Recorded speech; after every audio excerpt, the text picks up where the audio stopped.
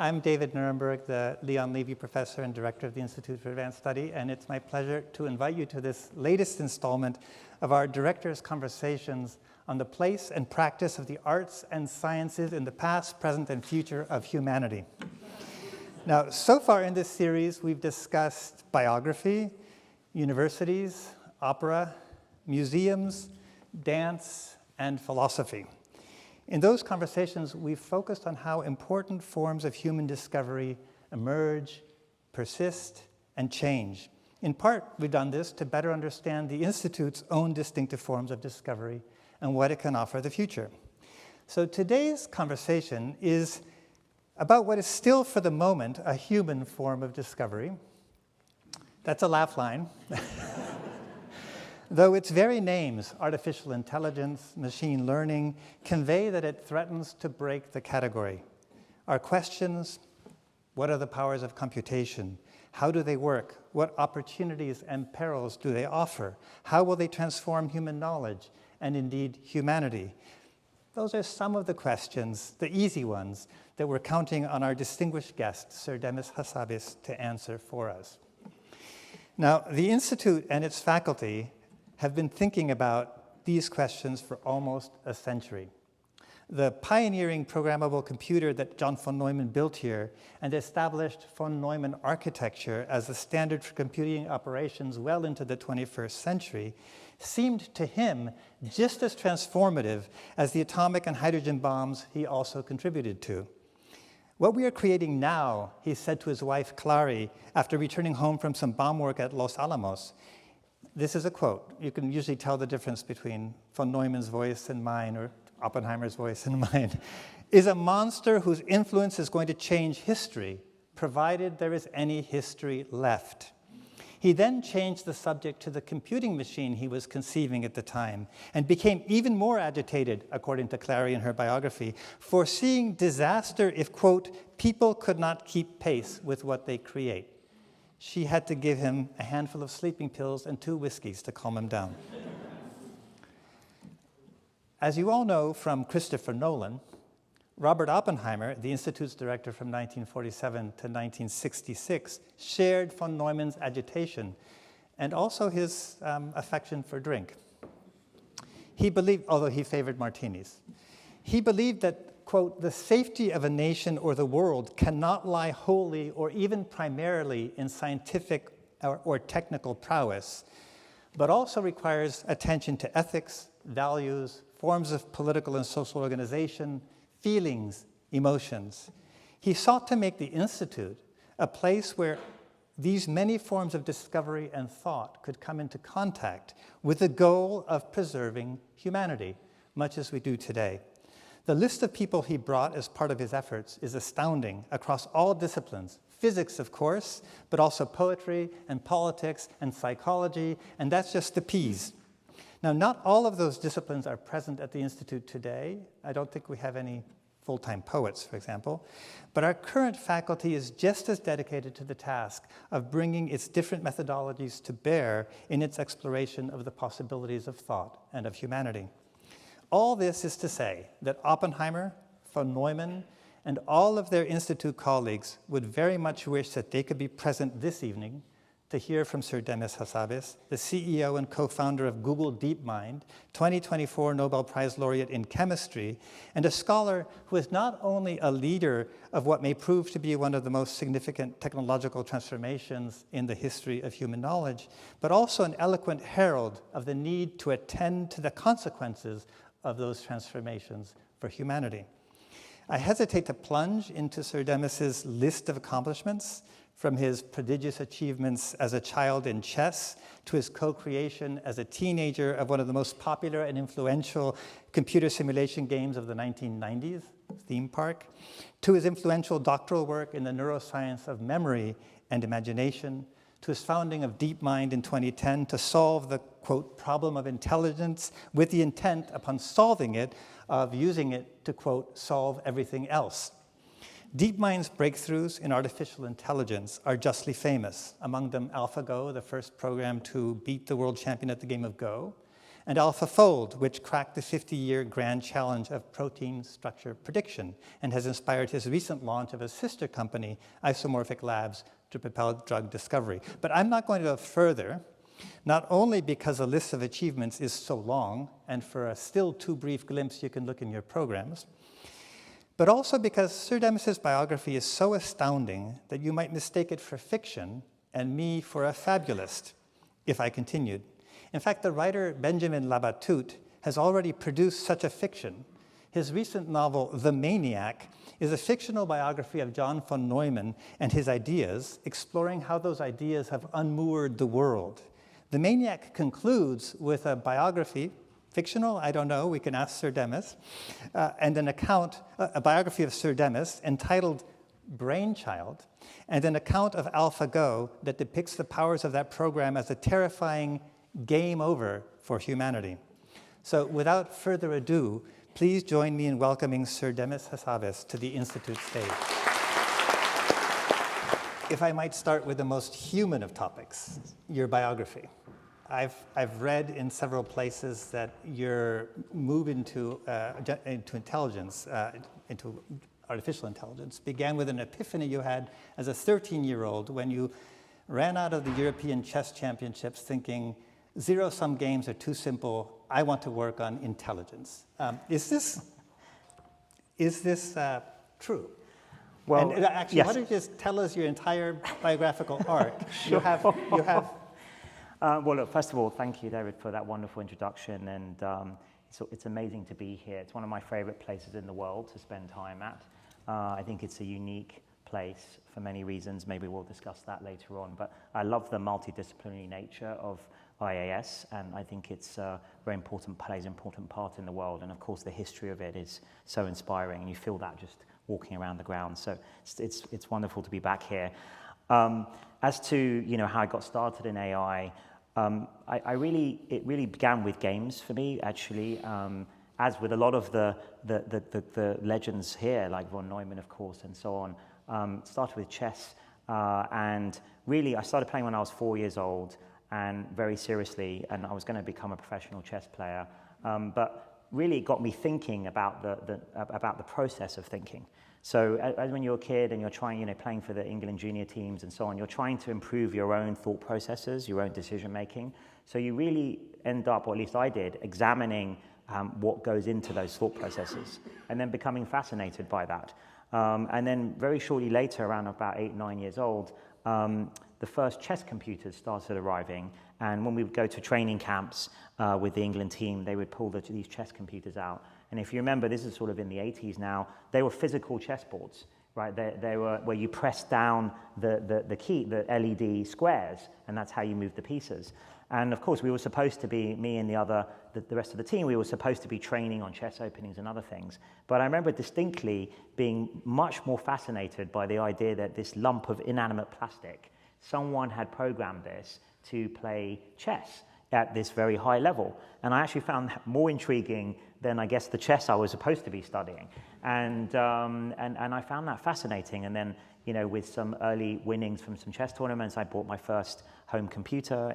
In the UK, there was a big home computer hobby boom. It was a ZX Spectrum and then a Commodore Amiga. And that's when I started programming. And then really my love of computers and games came together, as you say, my first professional career designing computer games and programming them. But all the games I made, like Theme Park, they had AI as the core gameplay component. So there were simulation games, usually with intelligent characters that had to react to the way the player played. And that's why some of the games I worked on became very successful, because every player had an individual experience, different experience with the game, because the game adapted to how you played it with it. Now, obviously, this is the 90s, so it's very rudimentary AI, but it already convinced me how powerful AI would be if we could scale it up and get it to the point where we see today, how incredible a tool and a technology it would be. It was obvious to me already when I was sort of in my early teens. You just presented games as flowing out of your biography. You began as a child, etc. And you pointed to the fact that people like John von Neumann put games at the very center of their thinking about thinking too. Yes. Not only in his early essay, Theory of Parlor Games, but also in the famous Theory of Games and Economic Behavior, which he wrote Yes. here with Oscar Morgenstern. So using a certain approach to games to model human behavior. What is it about these kinds of games, the zero-sum games that you abandoned at age 13, according to the Epiphany, that makes them so good, such good test cases for? Well, look, I think if you actually, the history of AI and games has been intertwined from the very beginning, right? As you say, with the sort of founding fathers of it, like von Neumann, Claude Shannon, Turing, many of the people that have come through this place, they all actually tried their hand at writing chess computers. Obviously very rudimentary ones. Very famously, Turing wrote a program, but there was no computer available at the time that could run his program, so he had to run it with his mind. And I think it took like 2 days or something to play the game. And I think the reason is because it's, games are kind of microcosms of interesting parts of life. That's why we as human designers have designed those games. That's why we're fascinated by things like chess and Go and poker. They encapsulate some aspect of life in a very convenient form, one would say. So convenient and fun and challenging. So we design these games, we play these games because of all those reasons. But that's also why they're really well suited, I think, to AI development, because they are these microcosms of human thought, which do represent something about our culture. One of my favorite books is Homo Ludens, and that really argues about, the idea that in some sense, we're games playing animals, right? That's what we do. I mean, we're tool making and games playing are two of the kind of traits that society and humans have. And so it's pretty fundamental, I think. And I love all games. I started with chess. I ended up playing many, many games because actually I think it's another way, just like language, to get to the heart of a culture. So, in terms of Go, it's what they play in Japan and China and Korea. In Asia, it sort of occupies the echelon chess does in the West. And you can really get deep into what a culture really thinks about things. It's sort of embodied into their games, including the way they think about strategy, warfare. All of these things are embodied in some of the rules of these games. So it's a fascinating thing for AI then to try and for us to try and build. And then the other reason that it's convenient, why we used it at the start of DeepMind, is that you can generate as much data as you want, because you can have the system play against itself and generate effectively a lot of synthetic data, which you can then learn from. And it also has very clear metrics, win conditions, maximizing the score. So that's also very useful from an AI perspective to kind of optimize against. I never thought, I am a medieval historian, Huizinga, the author of Homo Ludens, a medievalist, and here in a conversation on AI, you get a medieval book about the Middle Ages. Homo Ludens points out, though, there are many different kinds of games. Yes. There are zero-sum games, competitive Yes. games, winner-take-all. There are also games that are just imagination games, charades. Mm-hmm. I imagine that there's a reason why it's the zero-sum games and the more rule-governed creativity games that have been so useful for the early successes of AI. Is charades a harder challenge? And if that's the case, what does it tell us about human thinking and about the relationship between computer thought and human thought? Yeah, I mean, look, the only reason that I think zero-sum games were more useful in the early stages of AI development is the metrics are clearer than an open-ended game necessarily, right, or a cooperative game. It's usually easier to specify, there's the win condition, or, these kinds of things are normally easier to specify in zero-sum games. The other thing is, the other big distinction is things like perfect information games like chess versus hidden information like poker, which is harder. Of course, the real world is more like poker, it's hidden information. And I think, so we have to generalize to those, the wide set of games. And I think at this point, we're able to play certainly any two-player perfect information game, but actually wider than that towards, poker. There's good programs now for poker and these sorts of other more challenging games. Now, when you say charades and other things, then of course, the system has to understand the physics of the world and visuals and become multimodal. And actually, the sorts of systems we build today, so our latest foundation models called Gemini, they were built to be multimodal from the beginning. So what that means is they don't just deal with text or mathematics or code, but also video, images, and they can understand things like intuitive physics about something going on in a video. So actually, I think think with our later systems, some of our prototype systems, we call them Project Astra, would be able to be reasonably good at something like charades now. So I'm going to ask you a series of questions about how you pick the problems you work on, because it's quite striking. You've chosen very different problems and had such tremendous success across different kinds of problems. And you just, I think, gave part of the answer, which is benchmarks. Clear benchmarks matter. But so you almost immediately, like the day AlphaGo defeated Lee Sedol and Seoul, you started hiring biologists for AlphaFold. So can you tell us what was it, what characteristics made that the problem you had decided to focus on? So games was never an end in itself, right? It was a sort of means to an end. So we wanted to build, as you read out our original mission statement from DeepMind, these general learning systems that could generalize and then help solve really challenging real-world problems that matter. So games were the kind of on-ramp to develop those types of general algorithms. But we were only interested in developing algorithms that not just were good at the game, but actually we thought could generalize. So there was no point building like an expert system like Deep Blue to just win at chess, because it was not generalizable to anything else. And the anything else part, what I had in mind was science specifically. Science, medicine, mathematics, advancing human knowledge with these AI systems. Going back to my childhood, apart from my obsession and professional training in games, and then also loving computers, the other thing I was fascinated about was all the biggest questions. So I'd voraciously read both sci-fi but also biographies of the great scientists and books on them. Richard Feynman was one of my all-time heroes.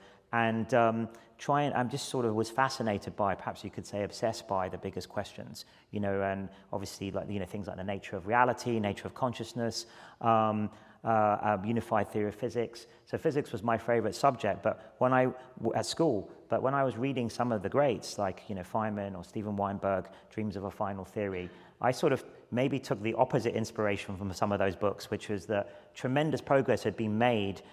Many of the people here who affiliated with the Institute in maybe the 40s, the 50s, 60s, and so on. But actually, if you look later, in the 80s and 90s, had we made much progress towards this unified theory? And maybe the people would disagree with me in the audience, but I actually felt from reading Steven Weinberg's book that we sort of hadn't. It was a little bit disappointing relative to the amazing work that had been done in the early part of the century. And then I was thinking through why that is, and I was thinking even if you were very lucky and you studied hard, and maybe one could do the sorts of things that one could only dream about, being someone like Richard Feynman or with his genius. And even yet, there was still so much we didn't know, or we wouldn't be able to know, even with those kinds of minds working on it. So I sort of thought, well, maybe a better option would be to build a tool that could help us and help the best scientists in the world, including myself, make those discoveries. And for me, it was obvious when I started thinking through this, I must have been, 13, 14, that that would be maybe the best way to make the fastest progress towards all these big questions that the great physicists and mathematicians had been thinking about for centuries. And then additionally to that, it's a fascinating topic in itself, a fascinating intellectual pursuit in itself, the building of an intelligent artifact, the distillation of intelligence into a machine, then comparing it to another great mystery, which is the workings of the human mind and the nature of consciousness. And it also felt to me, and I did a degree in neuroscience and computer science, is that I always felt that trying to build an intelligent artifact and then being able to deconstruct that with the scientific method and comparing it to the human brain will tell us a lot about what's special or not about the human mind. I'm going to ask a question that's maybe a little political, but AlphaFold used as its training set about 100,000 known structures in the protein structure data bank. Mm-hmm. And those known structures were determined by basically one protein per dissertation by many graduate students and then scientists, mostly funded by large public investment. Think National Science Foundation, think National Institute for Health. AlphaFold has since done approximately the equivalent of 1 billion graduate student years of protein structure determination in, 2-3 years? Yeah. But its initial training set was the product of that human capital investment. And I wonder, as we go up the biological complexity ladder, where we don't have good training sets, beyond the genome, beyond proteins, are you worried that the kind of public investment in science necessary to create those kinds of training sets won't be in place? Or do you think that AI will be able to simulate its way to that kind of training set? Look, it was incredibly important that we built on 50 years worth of structural biologists, painstaking experimental work to create those 150,000 roughly structures in the PDB. It actually we were only just about had enough data, because it turned out that wasn't enough on its own, the 150,000. We actually had to create an earlier version of AlphaFold that predicted nearly 1 million structures, and then we had to triage that for the most accurate 300,000 or so and put that back into the training set. So we actually added some synthetic data into the training. And I do worry about that, and there aren't many problems where that of that sort of importance that have that cleaner data set to work from. And that was one of the reasons I picked protein folding and had that in mind. I think you asked that question actually earlier, of because I knew I was going to work on AI my whole career no matter what from an early age, and then I wanted to apply it to the sciences. I've been collecting over my sort of career, when I bump into, and I love multidisciplinary environments like the IAS, and our DeepMind is one of those environments, and I've always tried to work in those kinds of environments, and not just with technologists, but also artists and designers and those things. And that's one of the great trainings computer game design does, because you work with artists, engineers, musicians, and so on all together. It's a really amazing creative endeavor at the highest level. And with the problems, you want three things that if you step back at what our systems, all our Alpha X systems do, AlphaGo, AlphaFold, and so on, the way you can generally think of them is you have some data, hopefully a lot of data, maybe you supplement it with some simulated data, some synthetic data, but you usually need some real data in order to create the simulation in the first place, and to also make sure that your simulation or your synthetic data, the distribution coming out of that is matching to the real distribution. So otherwise, you're potentially compounding some bias or some error in your data set. So you usually need some real-world data. You also need to have a clear metric. Going back to metrics, and games have clear ones, but a lot of things in science do too, if you think about it in the right way, minimizing the free energy in the system. There's all sorts of ways of thinking about metrics that you can hill climb against with a lot of natural problems.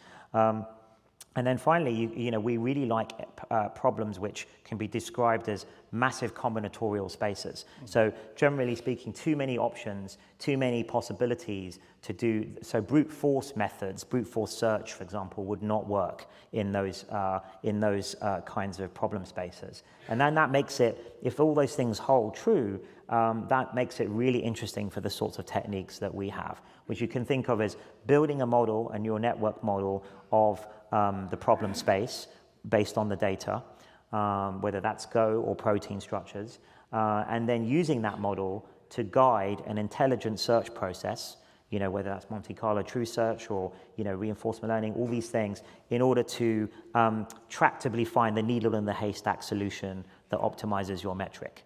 So that's basically it. That's what all of these systems do at their heart. But it's actually turns out it's quite a general solution to a lot of problems that can be couched in that way. Even for math. So that's, you've turned your attention, and Google and DeepMind has turned its attention to AI for math. And in fact, much of the Google AI for Math team is here. Welcome. They've been collaborating with the Institute and with the local community of mathematics for the week, and we're very happy we're here. I guess my question is, what makes this area? You've just described the three things that make a problem interesting to you, and I'm wondering how math fits in, what makes that an interesting area, and then I might ask later, how is it different from so if you look at some of our maths programs like AlphaProof, they basically, it's the way I think of it at least, and different people on the team think of it in different ways, but a lot of the team actually did work on things like AlphaGo and AlphaZero as well. And if you think about trying to solve a maths conjecture or something like that, one way you can think about it is that you have some equation or some formula you're trying to, trying to optimize or reduce down and find a solution to some problem. And you can adjust that formula in some way as the next step. And you can almost think about that as the next move in a game. And you have some metric you're trying to reach, or you're trying to optimize about the elegance of that or what it can describe as your sort of guiding goal for where it's going to go to. And it feels like it's quite sort of isomorphic to the kind of things that we're able to do. And the other advantage on things like maths and coding is you can generate a lot of synthetic data because one can verify the answer. So you can actually, so that's quite useful in areas of synthetic data, is checking whether that data really is accurate that you've generated. So, and that's also very similar to games and also coding, where you can verify the end position, who's won the game, or the value of the position, the different sides in the game, who's winning. These are pretty precise things that you can accurately compare your predictions against the outcome. And so maths has some of those properties too, at least some of the equations. And so, I think we are building systems now that are capable of solving pretty hard problems. We're using formal logic languages like Lean. So there's a sort of translation process. Can you convert a math problem that's maybe described in natural language into a formalized version of that problem? And then you can use the rules of that formalized logic to try to make progress. I think many of our colleagues are in mathematics are thinking, what will the powers of AI be in math? And also, will there be areas of mathematics that remain more human and areas that are more susceptible to AI approaches? And I think that's a burning question for mathematicians, but also for all of us. And that was a year ago, you told me that if you ever got a sabbatical again, likelihood? Probably not that likely, but we'll see. Right. You said maybe after AGI is done. Yeah. If you ever got a sabbatical, you'd like to spend it at the Institute working on the P equal NP or P versus NP problem. Now, I'm not going to ask you why the Institute, because the answer to that is obvious. And I won't name check all the colleagues we have here who make it a good place for such a thing. But I did want to ask you, why P versus NP? Could you explain that problem to us and why you find it so important? Well, look, I think it's one of the Millennium Prize problems. It's always been the most fascinating problem to me in sort of, computer science and applied mathematics, let's say. So I think it gets to the heart of computation, what is possible on classical machines, right? Sort of the P of that P equals NP, right? So the things that are, problems that you can categorize in P, what that means, it stands for polynomial, means it can actually be solved in some sort of tractable amount of time. And then the ones in NP, you can think of as they're sort of not possible, not tractable to solve in some reasonable amount of time, at least on a classical computer. And it's always fascinating to me. It's increasingly become fascinating to me. So I've loved it since my undergrad. And I think it's a fundamental, core, foundational question, actually. And I think we've been investigating in our own way, because one of the things you can think of what we've done with DeepMind, and I would say my whole career, is I sort of think of ourselves as Alan Turing's champion. So, Turing and Alonzo Church and many others also affiliated here, they came up with these ideas of Turing machines, the Church thesis, all of these things that are important about what computation is, foundations of computer science, and what is possible to compute. And of course, Turing famously invented the Turing machines, and he showed that they could compute anything that was computable, and therefore anything that was could mimic a Turing machine or approximate a Turing machine was also Turing powerful. And I think what we've shown in the last 15, 20 years as a field, and also through the work we've done, is that classical methods and running on classical computers can go a lot further than perhaps we previously thought, and do things like beat the world champion at Go, or fold, every protein known to science within a year. And so these are kind of pretty amazing things that would have surprised very, very smart people. I remember I'm struck with, I've had quite a few conversations with people like Roger Penrose about this. Obviously he was a big advocate of something quantum going on in the brain and quantum consciousness and things like this. And he told me he was surprised by AlphaGo as a result, right? He would not have predicted that we could create systems that could, beat the best humans at Go. Classical systems. Yeah, classical systems. Yeah. Maybe you need a quantum system or something like that. And so I think when someone like that says that to you, who's thought about this for a long time, one has to really think through, like, when you step back again, like, what does these systems mean, having these systems? And we've had some interesting lunchtime discussions today, and that's the thing I would work on if I was here and I had the luxury of, a summer in this amazing, inspiring place to think about things, is try to make progress with what is it that we've done, and how does it affect this fundamental question about P equals NP? Well, I have to plug the Institute. So I gave Demis this morning a copy of the letter that Gödel wrote to von Neumann in 1956 when von Neumann was dying. And Gödel begins the letter by saying, "I hear you're getting better. I'm so happy to hear." And then he plunges right into, in a typical Institute way, a mathematical question or a question about knowledge. And he proposes that it's the first proposal of P equal or not equal to NP. Unfortunately, von Neumann never wrote a response. If he had, it would be like Fermat's last theorem. But so we will welcome you when your sabbatical comes. Yes. In your Nobel lecture, you proposed a conjecture yourself. I think we could have it up here. Yeah. Any pattern that can be generated or found in nature can be efficiently discovered and modeled by a classical learning algorithm, which grows out of what you were just saying. So what's prompted you to think about this particular conjecture, and what are its potential implications? Yeah, I would say it's still in the formative stage. So this is an early version of it. It may change, but it's my first sort of attempt at trying to categorize what these class of systems are able to do, and going back to my description of how I pick problems and why protein folding then became sort of top of the pile for me, So I came across protein folding actually as an undergrad in Cambridge in the 90s, and one of my biologist friends was obsessed with protein folding, still works on structural biology today in Cambridge. And he was always going on about it in the bars, playing table football or pool or something, and he'd be going on about how revolutionary this would be and it should be possible. And I just listened to him quite carefully as I tried to do.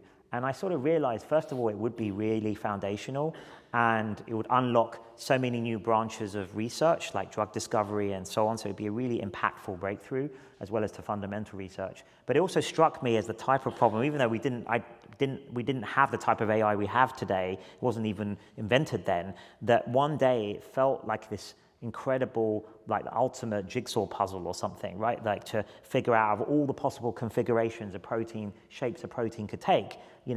Some people estimated 10 to the power 300 for an average protein is the number of different shapes it could take, and that somehow in nature, spontaneously in milliseconds in your body, it folds up into this intricate 3D shape that determines its function.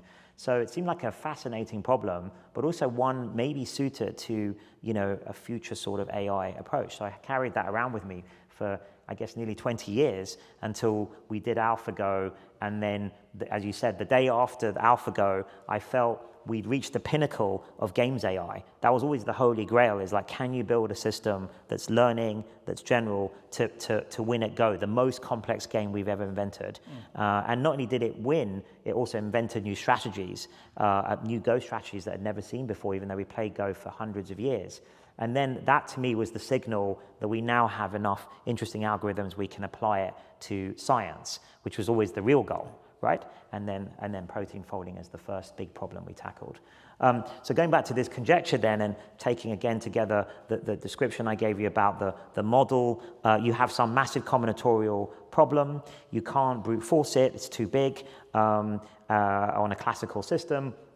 So one has to learn a model of it, and then the model, if it's accurate, will guide your search. Okay, so that's the basics of what that's the most basic way I can describe what we've done. And so then, why is this important then? Is behind this conjecture is my sort of proposal is that most interesting things in nature, most natural systems, have gone through some kind of process of evolution. And I mean that very generally. I don't mean just life, but I mean it could be geological weathering, could be even cosmological, the shapes of planets and what the orbits and things like that. They've become stable over time, right? They've survived sort of spatial temporal stability. Otherwise, they wouldn't exist as entities. And that means there is some structure there that is, not random, that is not uniform, that one can perhaps learn, given enough examples. So this should probably have a caveat of given sufficient data and to a certain level of resolution, then it might be possible to build a model of that natural system, in which case, if you're trying to find a particular state that it's in or a particular solution to some problem within that natural system, the classic needle in the haystack type of solution that you need, then these kinds of systems that I'm describing may be suitable to do that. And some of the other things that we're working on and I think could be possible are, for example, finding room temperature superconductor material. Assuming that it exists in physics, one of these types of processes might be able to do that. Another example is what we're doing in drug discovery. Now we know the structure of the protein. Can you design a compound that binds to the right part of the protein, but to nothing else in the body? Because if it binds to anything else, then that's like toxicity, so you don't want that. So we're building, in our spin-out sister company, Isomorphic, we're building more AlphaFold-like technologies to do these other parts of drug discovery. And so all of those things I think you can frame in terms of this smart, guided search through an enormous space. And, I think this, we'll see. I want to work on this conjecture, refining it and making it, perhaps making it more mathematically precise over the next few years. Oh, so even before a sabbatical? Yeah, well, ideally a sabbatical would help, but maybe in my spare time at 3 a.m. I mean, one of the things that makes the conjecture so plausible is the astounding success of neural networks in addressing problems that were thought to be, from a point of computational complexity point of view, very difficult. Yes. Did that success surprise you? And if not, or either way, how do you account for it? And just asking for a friend, what's a neural network?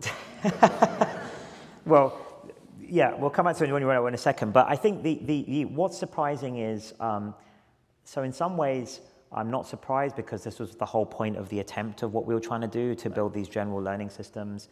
Why would you even have hope that this could be possible? Yeah. Okay, so that's where my neuroscience background comes in, because, and again, with Turing machines. So Turing proved his proofs about Turing machines. As far as we know through neuroscience, although people like Penrose would disagree, there is nothing non-classical going on in the brain, right? No, at least no one's found anything. Stuart Hameroff and other big biologists have looked for quantum effects in the brain. They don't appear to be there. So my best guess is that we're also classical systems, and yet we're extremely general. Turing, with his mind, came up with Turing machines and the whole theory of that. So, it's a type of, one can think of as a type of Turing machine, and yet we're able to do amazing things, including science, mathematics, chess, Go, invent all of these things, the modern world, which is pretty astounding, with our hunter-gatherer brains. I don't think we stop to think about how amazing that is enough times. I do that every time I come over on a transatlantic flight. How have we built these 747 planes with our monkey brains? It's astounding. And then you fly over Manhattan, and it's like you think back to 20,000 years ago what that would have been, and then you tell the hunter-gatherer, person, this is going to be Manhattan here in 10,000 years. And the same brain is going to produce right, it. And the same brain is good. Basically, the same brain is going to deal with it. Brain plus culture. Extremely adaptable. Yeah, but culture is the output of our collective brains, right? It's not magic. So it's pretty astounding, and it also, I think, speaks to the extreme generality of our minds, our human minds, and so it's a really interesting problem. So the brain does this. So we know about Turing machines. So if we can mimic that, I don't know necessarily what the limit is of what is the limit. I think it's a very interesting question of what a Turing machine can actually find out. I think that's what I'd like to find out. Well, if there's a conjecture, there may be no limit. Well, there may be no natural limit, but of course there could be human-created abstractions. Mm-hmm. So this doesn't mean it could describe everything in mathematics or random noise or things like that, or maybe not even factorize large numbers, because there has to be a pattern or that a model can efficiently learn. Otherwise, you can't guide the search. If it's truly uniform or random, then you have no alternative but to brute force it, and then a classical system can't work. Which is why we have cryptography, right? Yes, but it's also what our quantum computing colleagues, they're working on, because then you would need a quantum computer. You've been talking so far about systems you've built that are really modal. They're for AI for science. They're for a specific problem, a specific approach. But the media seem more focused on large language models and artificial general intelligence, and you're leading work on that sort of model as well. Can you talk about the differences and the challenges and opportunities you see between the modal and multimodal models? Yes, so DeepMind started with the idea, and still continues now as Google DeepMind, we want to build AGI, right? That's the aim. This general system that can exhibit all the capabilities, cognitive capabilities humans can. And that's important because of all the things we've just discussed. That's the only way. Obviously it would have massive economic value, but actually that's not the interesting thing about it from my perspective. It's more from a theoretical standpoint. That's when we would know we would have a fully general system, right? At least an approximation to it, if it can do the things the human mind can do. Because as far as we know, we're this generalized intelligence. So, that's the main aim of DeepMind, has always been. And language and general knowledge about the world is incredibly important. So we talk about it as building a world model. So we've talked about lots of model building. We started with building models of computer games like Atari games, then we built models of Go, and then we're now building models of scientific environments. But ultimately, you want a world model, so a model that can simulate things in the world and intuitive physics, how the spatial context that you're in, and break that down, and other things that object recognition, all of these things that we do effortlessly as humans. And traditionally, that's been really hard for machines to do, right? To build these kind of predictive world models. And actually, that's what I studied for my PhD, was the imagination part. So I studied memory and imagination, and showed the imagination dependent on the hippocampus, just like memory. Right. And because I thought that, I was thinking of memory as a reconstructive process. It's not a videotape memory. It's reconstructed from its components. And then I thought, if that's true, then it should rely on the same brain process, imagination, which is constructing things as well from components that you've learned, but in a novel way versus a way that you recognize, which is the purpose of memory. Should use the same processes. So we have all sorts of mental simulations and mental models in our mind, and very complicated ones, including theory of mind and theory of other people and what they're going to do in a situation, right? And that's what we do to plan all the time. Imagine you have an important business meeting or interview, next week, you're going to have a lunch with someone important. You rehearse it in your mind, like, what am I going to say? What am I going to talk about? How might it go? You can plan ahead, use the mental simulation to plan ahead. And probably that's why evolutionary it came about, because it's useful for survival and planning. And I think in the same way, we would like machines, our AI systems, to have that capability to truly be able to do now guided planning in the real world, right?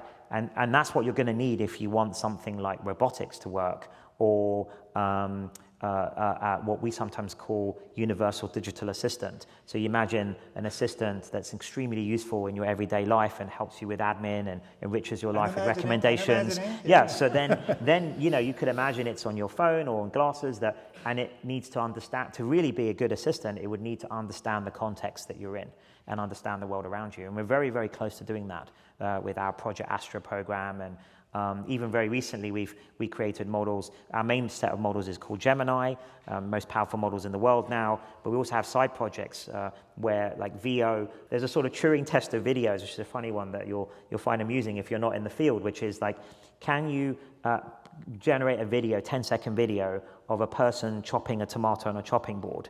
Okay, and I'm proud to say VO does it really well. But the thing that happens, if the early video ones, the tomato would spontaneously come back together, or the knife would sort of disconnect from the handle, or go through the fingers or something, and then match back in. But now our one does it perfectly. But if you actually think about that, you're generating that at a pixel level, and somehow you're keeping the consistency of slices, and they don't reform. Round tomatoes, little water drops on the tomato, what a knife is. I mean, it just kind of astounds me that it can actually understand something about the intuitive physics of the world, actually just by observation. I would have said 10 years ago, it needs to act in the world. Maybe you need a robot to actually feel physics and do physics. Right. Like we do, you know, like the weight of this. What will happen if I push it over here or smash? Actually, our systems can predict that now, and very soon they'll be able to generate the image of that. It's pretty amazing if you think about what's going on. So now I'm going to ask a question out of concern for all this progress. Sure. You speak with real fondness. You've done it already today about your experience at Cambridge. A university, and Turing and Babbage. I think you have associated Turing with Cambridge, but yes, forgot Princeton. We're claiming him for Cambridge. Yeah.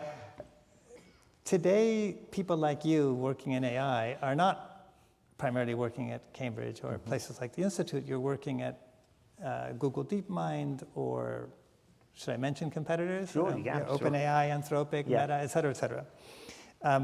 So what are the reasons for that shift? And does it have consequences for the nature of the knowledge being produced? Yeah. So I think the reason there's been a shift in that is because of, several things. One reason I started DeepMind, and I didn't do that in academia, was because I knew from my games background and working in games companies and starting my own games company when I was younger, that the speed at which one could get resources and also therefore make progress, you could do that faster in a company. I used to say to one of my co-founders, Shane Legg, we were both at UCL as postdocs at the time, he wanted to do it in academia. But I said that it's going to, we'll be like 50, actually, sadly the age I'm sort of at now, before they give us any resources to actually pursue this, right? This is when we were in our late 20s and early 30s. And I thought, we can accelerate it 10x. So one is speed, not having to deal with bureaucracy and other things when you're a startup. Obviously, big companies also have their own bureaucracy, so you have to overcome that. But the main reason is it's turned out the way AI has gone is it needs a lot of resources, mostly compute. It's not really data, actually, because we're mostly using the open web, which everyone can access, but it's just compute power for the way that the scaling has gone, and it's become quite engineering heavy.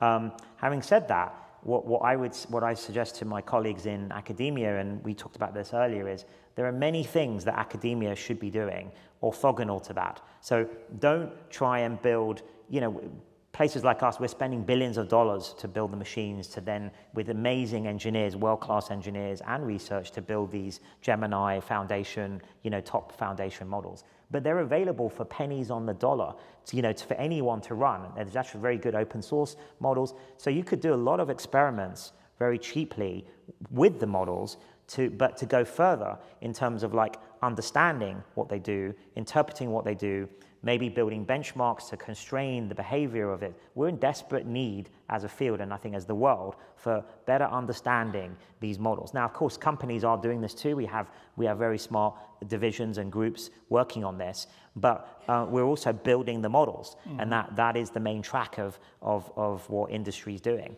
So I think academia, civil society should be figuring out what happens next in a way, not chasing after what the companies are already doing. Just utilize all those billions of dollars of basically R&D, take advantage of it, and then move into these other domains, and including, and I think this is perfect for the IAS, areas of philosophy, economics, sort of multidisciplinary, what's going to happen to the future of the human condition, purpose, the economic benefits, how do we spread that fairly, and then the risk inherent in the technology itself. How do we test for traits that we don't want? For example, like deception. It'd be pretty terrible if our AI systems had that capability. How do we test for it? How do we get rid of it?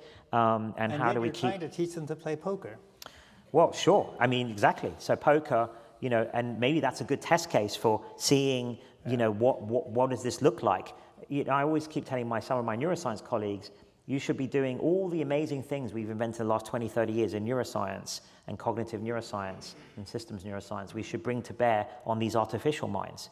What's the equivalent of single cell recording or fMRI on an artificial mind, right? So in theory, we should be able to understand even more than we do about the human mind with these artificial minds, because not only can you ask them things and they can answer back in natural language like each other we can do, but you could do that at the same time as looking at every neuron in its artificial mind. So I think there's a lot of revolutionary work to be done there, probably cross-disciplinary, and I think that would be very well suited to the academic environment. In some ways, it'd be better if academia did that, because if industry did it, say benchmarking, and we are doing it, it's a bit like marking your own homework. I think it'd be better for society if it's academia or safety institutes or something independent that's actually looking and analyzing at what industry is building. Yeah. I bet you theory of computing and complexity theory has a lot to offer too from academia. We had here Shafi Goldwasser the other day speaking about how the adversarial models of cryptography can be applied to do validity testing for AI and these kinds of things. So I see lots of possibilities even for the non-engineering disciplines. You recently received the Nobel Prize. Jennifer Doudna, who had won the Nobel Prize earlier for her breakthroughs in gene editing, said that you were building tools that don't just help us understand life, but help us shape it wisely. And I want to focus on the wisely part. As you create these technologies with the power to reshape life, how do you think about the risks and the dangers, and how do you protect against them? Maybe if you want to offer an example of a tool and how you think about it. So we've thought about this for a very, very long time, because even when we were starting DeepMind, even before that, we had this very ambitious mission in mind, and we actually planned for success, even though if you wind your mind back to 2010, nobody in industry there was no, we could barely get any money for starting the company. No one in academia very small pockets of academia were working on this, people like Jeff Hinton.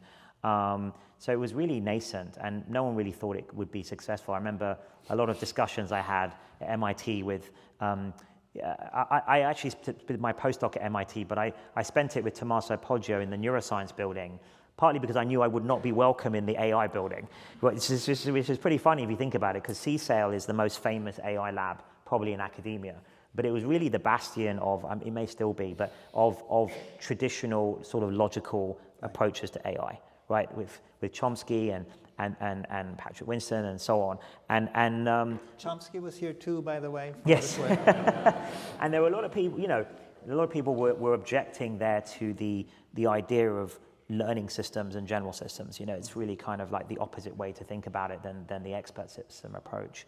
But we've been planning for success from then. Like, what if we're right, and what if we're successful, and it really is as influential and as impactful as we hope? You really could apply it to many areas of science and medicine. So that's all the positive use cases. Maybe one day we'll be able to cure almost all diseases with the help of AI. I think that might be possible. And incredible things, help with climate, find new energy sources. We work on fusion with collaborators on fusion to try and use AI systems to contain the plasma in a tokamak, material design, all of these amazing things we're working on, climate prediction, weather models. So that's all of the amazing things I think that AI is going to bring to society. But something that transformative and general purpose obviously comes with attendant risks. It's a dual purpose technology at its heart. And there's two big things I've always worried about, and I still worry about. One is bad actors, whether it's individuals or rogue nations, repurposing these general purpose technologies that were meant for good, medicine and so on, but for harmful ends, right? That is possible. And then secondly, the second big worry I have is inherent risk in the AI itself as it becomes more autonomous, more agentic. So the next era is going to be agents, which are able to accomplish things more autonomously, a bit more like our games programs, but they were agents like AlphaGo, but more generalized, right? Not just playing a game, but with world models and so on.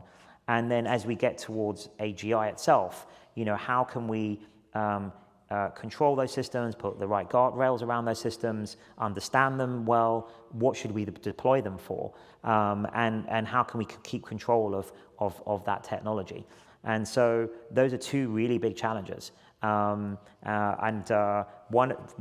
set of challenges are the technical challenges. I'm actually pretty optimistic about those if we give ourselves enough time as a humanity, as a society, to carefully approach that tipping point of AGI. I would advocate doing it in a sort of collaborative, scientific way, a model a little bit like CERN, but it's not the current way the world's going. So that's going to be tricky in itself, but I actually think the bad actor issue and what you want to do is give access to these systems to good actors to use for science and all of those things, but how at the same time do you restrict that, what's inherently a digital technology, to the bad actors?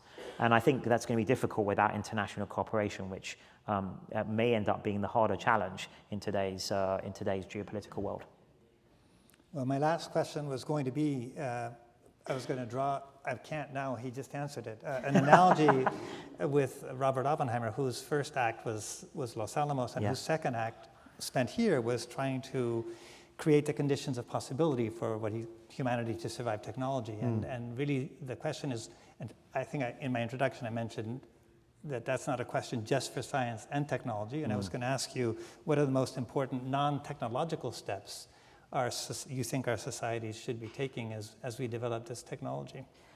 Well, I mean, I've read a lot about Oppenheimer and the Manhattan Project, and, so many great books written about that, and we've got to try to learn the lessons from that as those of us coming later with, equally transformative technology. And it's so prescient of von Neumann to say that in your introduction, right? It's amazing that he thought of that back then, that computation could be even bigger than nuclear. And I think he's probably right. And I think we need new institutions. So I was actually discussing it with some of the other Nobel winners in the ceremony in Sweden. The economists that won it this year are all experts in institutions and the power of institutions if you build them right. And I sort of said to them, maybe you should spend some time on thinking through what we need for AI. We've already mentioned international CERN type thing. CERN's not exactly the right model, but it would need to be a new thing. But you also maybe need the equivalent of the IAEA, Atomic Agency, to sort of monitor rogue projects, dangerous projects that are, with designs that are unsafe. And then on top of that, ideally, you would have some kind of governance body that's a wise council that represents the world. Some sort of technical UN is how I describe it. But, the UN itself doesn't seem that functional at the moment. So, it's going to be a tricky one. But on this, they got it right, because they recruited our own Alondra Nelson to help advise them on their AI policy. Yes. And so on that last plug for the Institute, we're working on this problem too. Thank you, Demis. Thanks very much. Thank you.